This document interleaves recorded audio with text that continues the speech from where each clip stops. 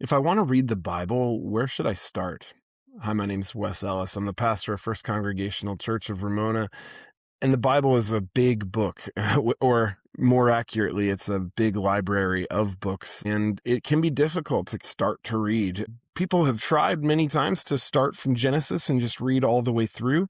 There are probably a lot more stories of failure than there are of success in that endeavor. So often people try to start in different places. I think the Jewish people throughout history probably started in the book of Exodus as their kind of main text. And to Christians, we probably start somewhere in the New Testament. The fact is, in my opinion, there's really no wrong or right place to start, but the best thing is to not start alone.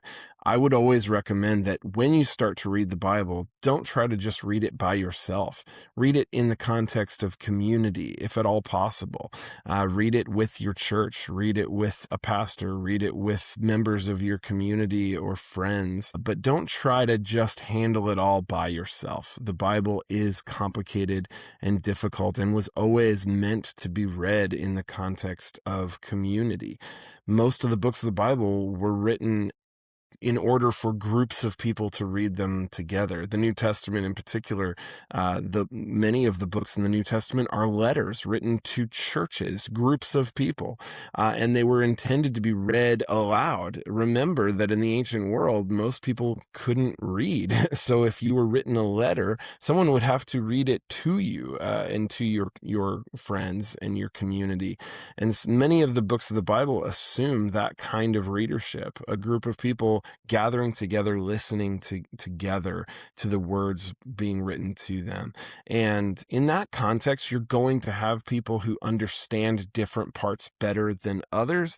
You're going to be able to ask questions of each other. What does this mean? What did they mean by this?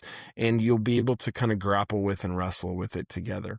In our kind of hyper individualized society, that's a really hard thing and really difficult for us. It's really hard just to find a context where it's safe and encouraged to read and ask questions together. And this is a case for why church can be a really good thing.